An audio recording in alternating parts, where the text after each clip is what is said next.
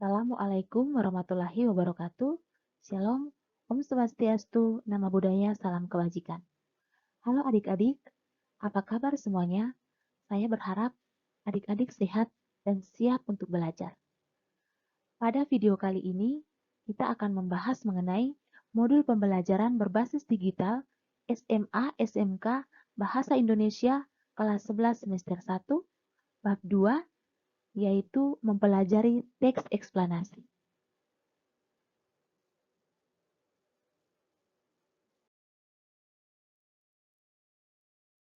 Adapun peta konsep dari bab ini yaitu mempelajari teks eksplanasi yang terdiri dari mengidentifikasi informasi dalam teks eksplanasi lisan dan tulis, yaitu terdiri dari memahami informasi berupa pengetahuan dan urutan kejadian dari yang didengar atau dibaca. Yang kedua, menemukan makna tersirat dalam teks eksplanasi secara lisan dan tulis. Yang kedua, mengonstruksi informasi dalam teks eksplanasi, yaitu menyusun bagian-bagian pokok teks eksplanasi dan menyajikan hasil teks eksplanasi. Yang ketiga, menganalisis struktur dan kebahasaan teks eksplanasi, yaitu mengidentifikasi struktur teks eksplanasi dan menelaah kebahasaan teks eksplanasi.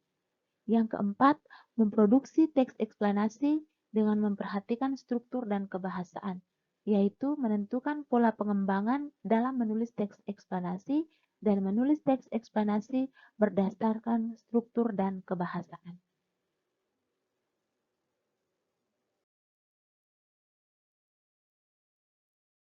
Adapun kompetensi dasar dari bab ini adalah setelah mempelajari bab ini, kamu harus mampu 1. Mengidentifikasi informasi dalam teks eksplanasi, 2. Mampu mengonstruksi informasi dalam teks eksplanasi, 3. Mampu menganalisis struktur dan kebahasaan teks eksplanasi, dan yang keempat, mampu memproduksi teks eksplanasi dengan memperhatikan struktur dan kebahasaan.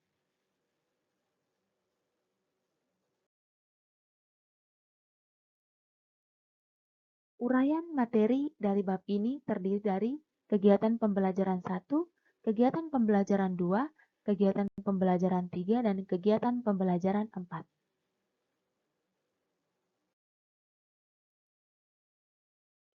Selanjutnya kita masuk pada kegiatan pembelajaran 1, yakni mengidentifikasi informasi dalam teks eksplanasi.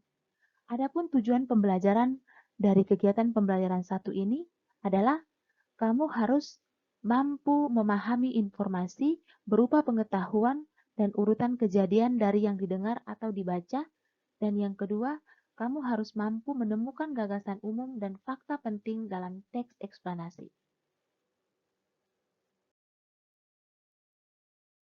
Kegiatan 1, memahami informasi dalam teks eksplanasi. Apa itu pengertian teks eksplanasi? Teks eksplanasi adalah teks yang menceritakan prosedur atau proses terjadinya fenomena. Dengan teks tersebut, pembaca dapat memperoleh pemahaman mengenai latar belakang terjadinya fenomena secara jelas dan logis. Teks eksplanasi menggunakan banyak fakta dan pernyataan-pernyataan yang memiliki hubungan sebab akibat atau kasualitas. Adapun tujuan dari teks eksplanasi adalah yang pertama, membantu pembaca menjelaskan fenomena. Yang kedua, membantu pembaca mengetahui sebab akibat dari suatu peristiwa. Dan yang ketiga, teks eksplanasi berisi kumpulan informasi tentang fakta. Adapun juga ciri-ciri dari teks eksplanasi, yaitu yang pertama, informasi teks eksplanasi berdasarkan fakta. Yang kedua, pembahasannya tentang fenomena yang bersifat keilmuan. Yang ketiga, bersifat informatif. Dan yang keempat, berfokus pada hal umum atau generik.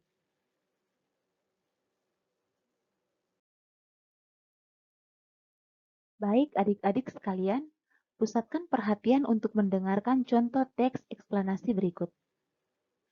Kalau memang sudah terkena anemia, jenis-jenis asupan alamiah seperti dari makanan sudah tak praktis lagi. Ini disebabkan makanan berserat besi perlu dikonsumsi dalam jumlah yang banyak dan itu tak memungkinkan.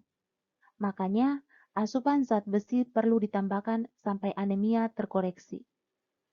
Biasanya, mereka merasa sehat kembali setelah 1 atau 2 hari berikutnya jika mengkonsumsi asupan zat besi. Namun itu menghilangkan gejalanya saja. Padahal, penyakitnya masih ada sewaktu-waktu bisa muncul kembali.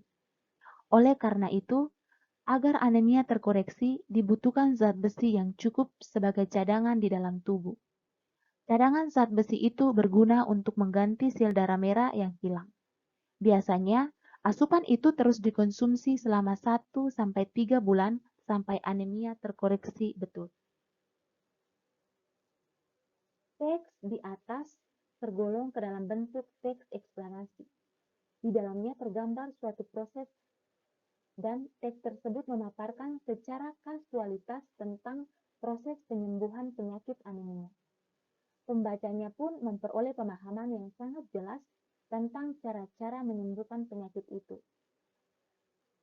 Dengan contoh di atas, teks yang menjelaskan suatu proses urutan kegiatan yang bersifat kasualitas dapat digolongkan ke dalam teks eksplanasi.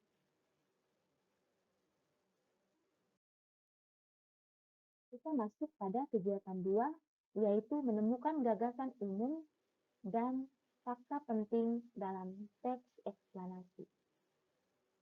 Apa itu gagasan umum atau gagasan utama? Gagasan umum atau gagasan utama adalah jenis gagasan yang sering dijadikan sebagai dasar pengembangan suatu paragraf.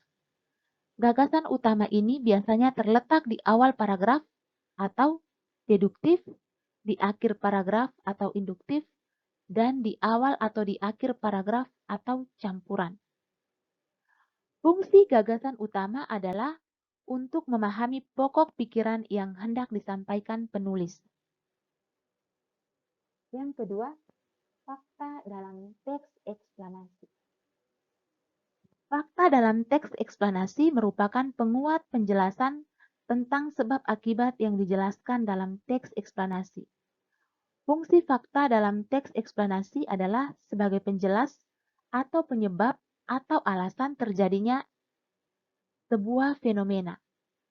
Penyusunan teks eksplanasi harus selalu dilengkapi atau ada data lainnya yang didasarkan pada ilmu pengetahuan.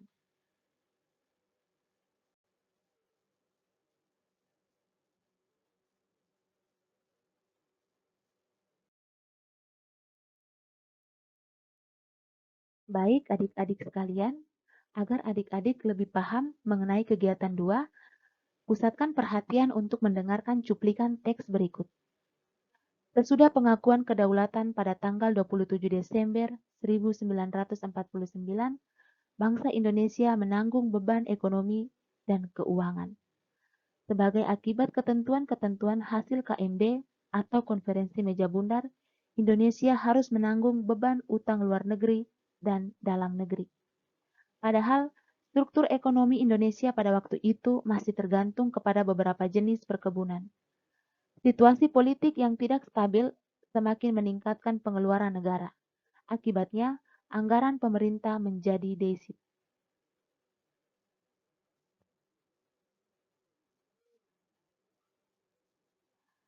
Teks di atas bersifat eksplanatif.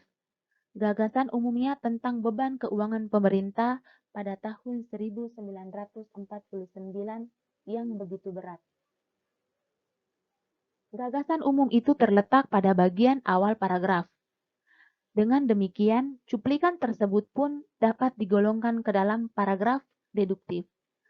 Selain itu, mungkin pula sebuah paragraf dalam teks eksplanasi bersifat induktif ataupun campuran. Akan tetapi, yang dapat ditemukan paragraf-paragraf di dalam teks eksplanasi pada umumnya bersifat deduktif, yakni gagasan utamanya terletak pada bagian awal paragraf.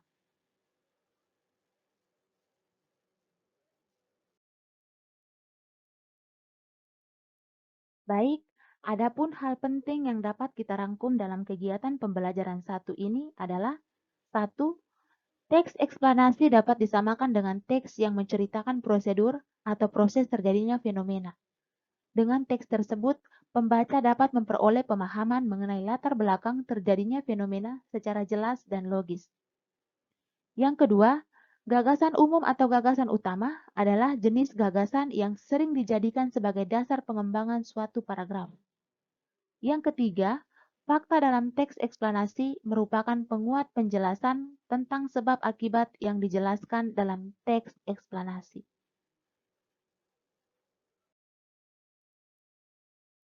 Selanjutnya kita masuk pada kegiatan pembelajaran 2, yakni mengonstruksi informasi dalam teks eksplanasi. Tujuan pembelajaran dari kegiatan pembelajaran 2 ini adalah: 1. Adik-adik harus mampu menyusun bagian-bagian pokok teks eksplanasi, dan yang kedua, adik-adik harus mampu menyajikan hasil teks eksplanasi.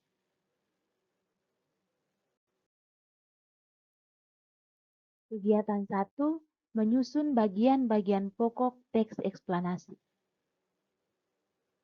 Kita ingat kembali ciri-ciri teks eksplanasi. Yang pertama, strukturnya terdiri atas pernyataan umum. Yang kedua, memuat informasi berdasarkan fakta atau faktual. Dan yang ketiga, faktualnya memuat informasi yang bersifat keilmuan, misalnya tentang sains.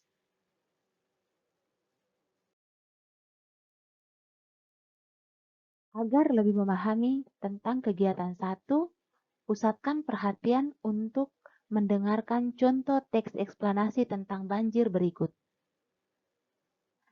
Banjir merupakan fenomena alam yang biasa terjadi di suatu kawasan yang banyak dialiri oleh aliran sungai.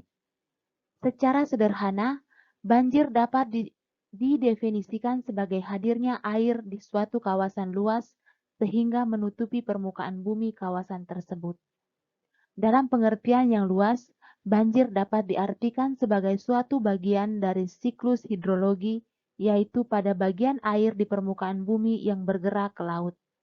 Dalam siklus hidrologi, kita dapat melihat bahwa volume air yang mengalir di permukaan bumi dominan ditentukan oleh tingkat curah hujan dan tingkat peresapan air ke dalam tanah. Air hujan sampai di permukaan bumi dan mengalir di permukaan bumi, bergerak menuju ke laut dengan membentuk suatu alur-alur sungai. Alur-alur sungai ini dimulai di daerah yang tertinggi di suatu kawasan, biasa di daerah pegunungan, gunung atau perbukitan, dan berakhir di tepi pantai ketika aliran air masuk ke laut. Secara sederhana, segmen aliran sungai itu dapat kita bedakan menjadi daerah hulu, tengah, dan hilir.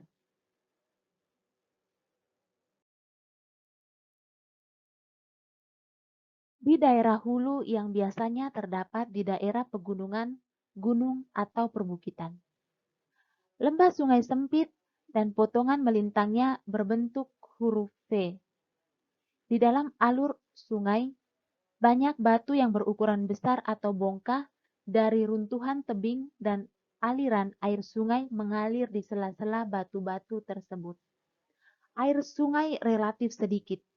Tebing sungai sangat tinggi. Terjadi erosi pada arah vertikal yang dominan oleh aliran air sungai.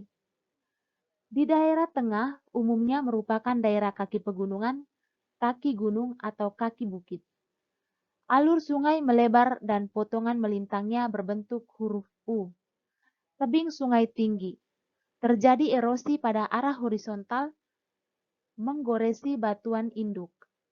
Dasar alur sungai melebar, dan di dasar alur sungai terdapat endapan sungai yang berukuran butir kasar. Apabila debit air meningkat, aliran air dapat naik dan menutupi endapan sungai yang di dalam alur, tetapi air sungai tidak melewati tebing sungai dan keluar dari alur sungai.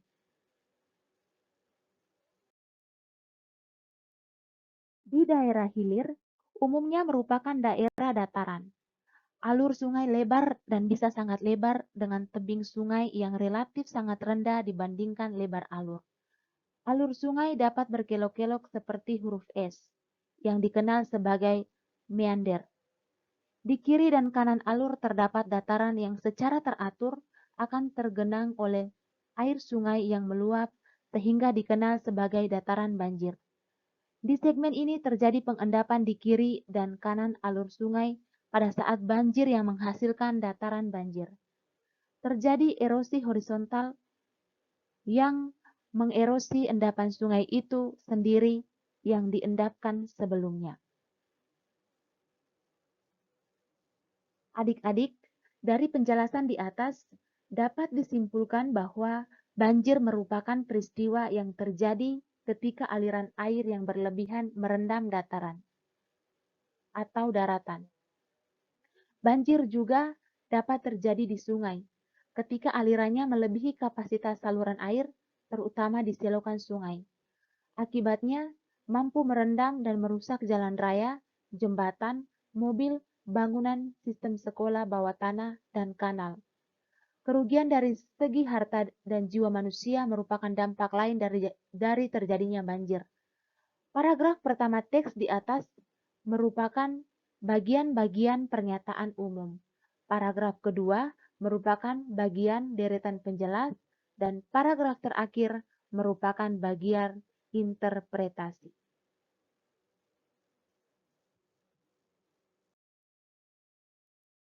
Selanjutnya, kegiatan 2 yakni menyajikan hasil teks eksplanasi. Adik-adik sekalian, pusatkan perhatian untuk mendengarkan contoh dari teks eksplanasi di bawah ini. 1. Nah, itulah gara-gara kebiasaan kita membuang sampah di sembarang tempat. Selokan meluap, akhirnya banjir. Siapa lagi yang menderita kalau bukan masyarakat itu sendiri? Makanya, lain kali kalau membuang sampah harus di tempat yang benar agar musibah itu tidak terjadi lagi. Contoh yang kedua, untungnya gempa itu tidak terjadi pada malam atau dini hari. Kalau itu yang terjadi siang hari tentu banyak korban. Syukur pula para warga tidak panik sehingga mereka dapat menyelamatkan diri tanpa ada yang terluka. Kejadian itu harus menjadi pelajaran bagi kita tentang cara menghadapi musibah, khususnya gempa. Baik, adik-adik sekalian, setelah mendengarkan dua teks pernyataan pada slide sebelumnya, adik-adik harus mampu mengomentari pengerjaan hasil orang lain. Dalam berkomentar dibagi menjadi dua, yaitu 1. Kritik atau penolakan. Nah, untuk kritik atau penolakan ini terdapat pada teks nomor 1, pernyataan nomor 1 pada slide sebelumnya. Sedangkan untuk dukungan atau pujian itu masuk pada teks atau pernyataan nomor 2 pada slide sebelumnya. Jadi, ketika adik-adik ingin mengomentari pengerjaan hasil orang lain tentang teks eksplanasi, adik-adik bisa mengelompokkan atau menggolongkannya ke dalam kritik atau penolakan serta dukungan ataupun pujian.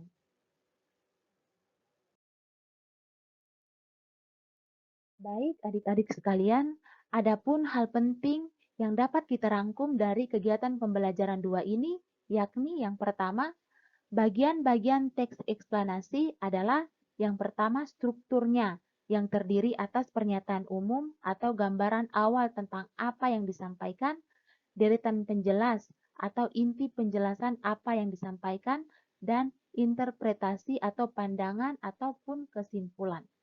Yang kedua, memuat informasi berdasarkan fakta atau faktual, dan yang ketiga, faktualnya memuat informasi yang bersifat keilmuan, misalnya tentang sains.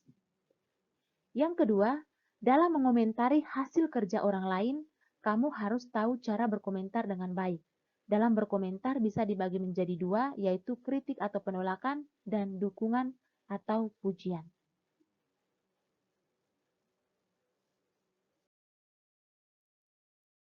Selanjutnya kita masuk pada kegiatan pembelajaran 3, yakni menganalisis struktur dan kebahasaan teks eksplanasi.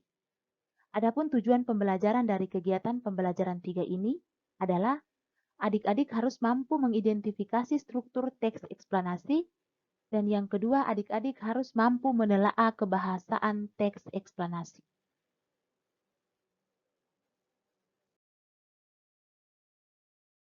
Kegiatan 1, mengidentifikasi struktur teks eksplanasi. Struktur teks eksplanasi terlihat seperti pada bagan berikut ini. Struktur teks eksplanasi dibentuk oleh bagian-bagian berikut. Yang pertama, identifikasi fenomena. Identifikasi fenomena yaitu berkaitan dengan latar belakang kejadian atau mengidentifikasi sesuatu yang diterangkan. Hal itu bisa terkait dengan fenomena alam, sosial budaya, dan fenomena-fenomena lainnya. Yang kedua adalah proses kejadian. Nah, proses kejadian atau penggambaran rangkaian kejadian ini yang relevan dengan fenomena yang diterangkan. Jadi kronologi, jadi berkaitan dengan kronologi dan penyebabnya. Sedangkan bagian yang ketiga adalah ulasan. Ulasan ini berkaitan dengan mengomentari konsekuensi, berupa komentar atau penilaian tentang konsekuensi atas kejadian yang dipaparkan sebelumnya.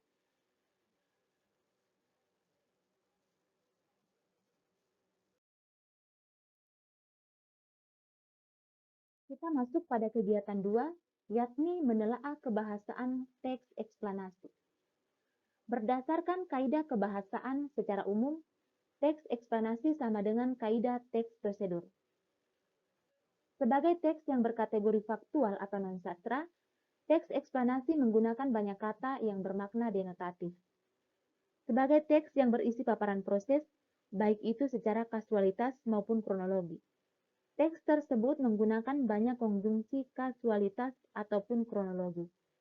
Adapun konjungsi kasualitas adalah antara lain sebab, karena, oleh sebab itu, oleh karena itu, dan sehingga.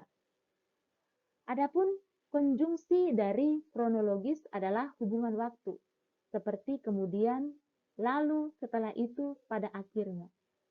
Teks eksplanasi yang berpola kronologis juga menggunakan banyak keterangan waktu pada kalimat-kalimatnya.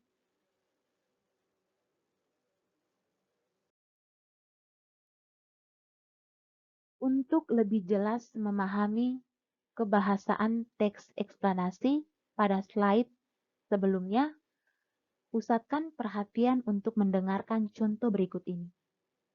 Pada bulan keempat, muka telakian tampak seperti manusia. Dalam bulan kelima, rambut-rambut mulai tumbuh pada kepala. Selama bulan keenam, alis dan bulu mata timbul.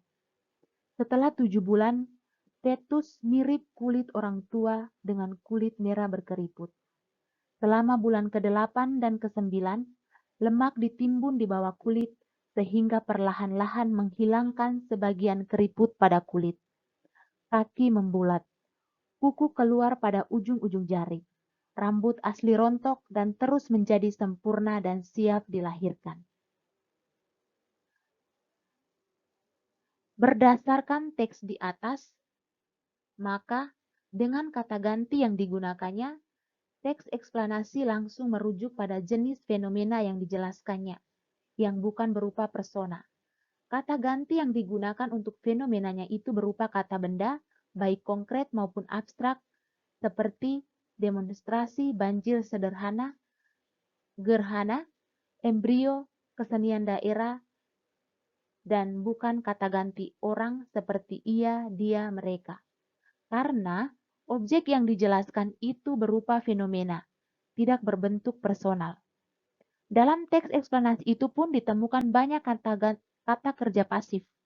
Hal itu seperti kata-kata berikut: terlihat, terbagi, terwujud, terakhir, dimulai, ditimbun, dan dilahirkan. Di dalam teks itu pun dijumpai banyak kata teknis atau peristilahan sesuai dengan topik yang dibahasnya. Apabila topiknya tentang kelahiran, istilah-istilah biologi yang muncul.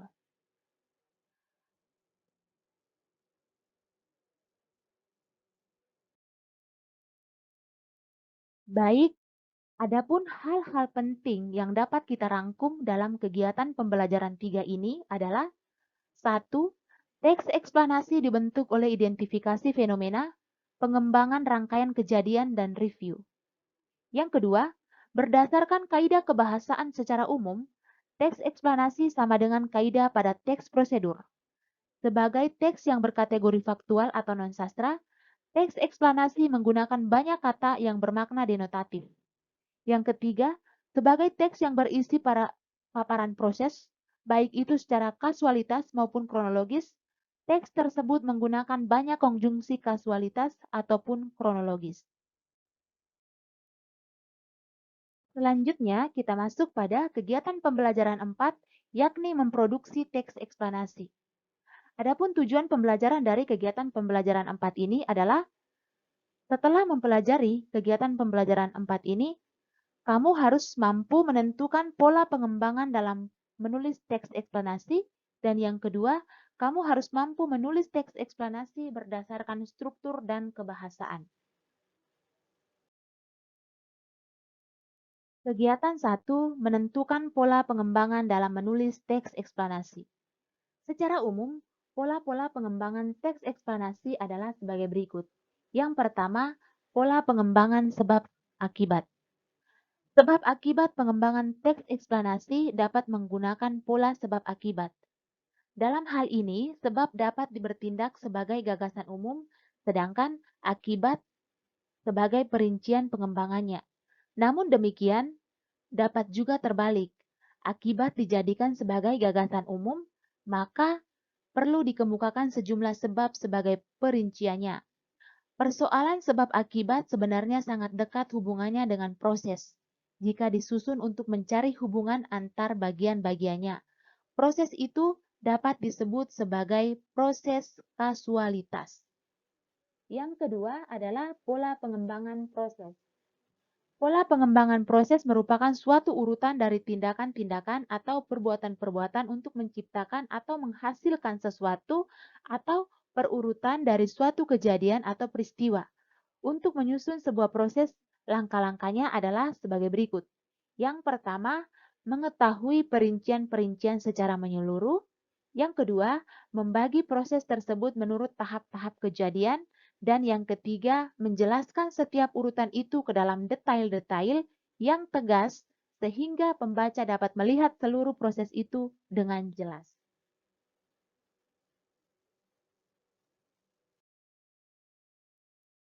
Kegiatan 2, menulis teks eksplanasi berdasarkan struktur dan kebahasaan. Sebagaimana yang telah dipaparkan terdahulu, bahwa teks eksplanasi adalah teks yang memaparkan suatu proses peristiwa dengan jelas sejelas-jelasnya. Oleh karena itu, jenis teks tersebut lebih sering menggunakan fakta. Adapun langkah-langkah pengembangan teks eksplanasi terdiri dari: 1. Mendaftar topik-topik yang dapat dikembangkan menjadi teks eksplanasi. Contohnya, paling depan para siswi. Yang kedua, memainkan mayoret. Yang ketiga, melakukan koreografi, dan lain sebagainya.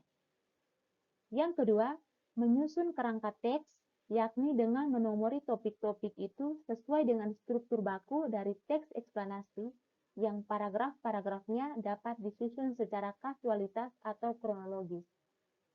Dalam tahap ini dapat saja membuat topik yang kita anggap tidak sesuai atau menggantikannya dengan topik yang lain. Adapun pengembangan paragrafnya, kita dapat menyusun kerangka seperti berikut. Contohnya, paling depan para siswi yang cantik, memainkan mayoret, melakukan koreografi, diikuti marching band, dan lain sebagainya. Yang ketiga, mengembangkan kerangka yang telah disusun menjadi teks eksplanasi yang lengkap dan utuh dengan memperhatikan struktur bakunya, identitas fenomena, proses kejadian, dan ulasan.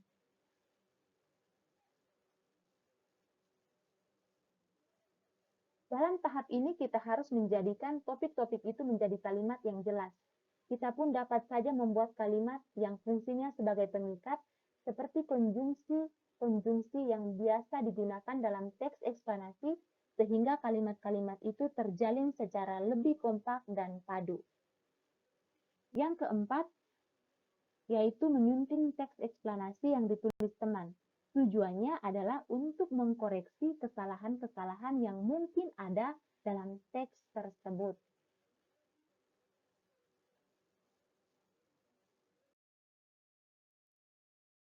Baik, adapun hal-hal penting yang dapat kita rangkum dalam kegiatan pembelajaran 4 ini adalah yang pertama, pola pengembangan teks eksplanasi terbagi atas pola pengembangan sebab akibat dan pola pengembangan proses. Yang kedua, langkah-langkah pengembangan teks eksplanasi terdiri dari 1. Mendaftar topik-topik yang dapat dikembangkan menjadi teks eksplanasi. Yang kedua, menyusun kerangka teks. Yang ketiga, mengembangkan kerangka yang telah disusun menjadi teks eksplanasi yang lengkap dan utuh. Dan yang keempat, menyunting teks eksplanasi yang ditulis teman.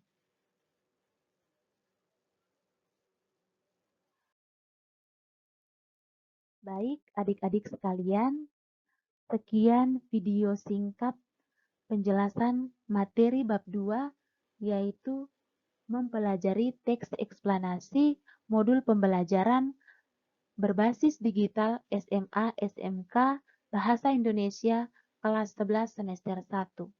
Semoga video ini bisa bermanfaat buat adik-adik sekalian. Selamat belajar dan terima kasih.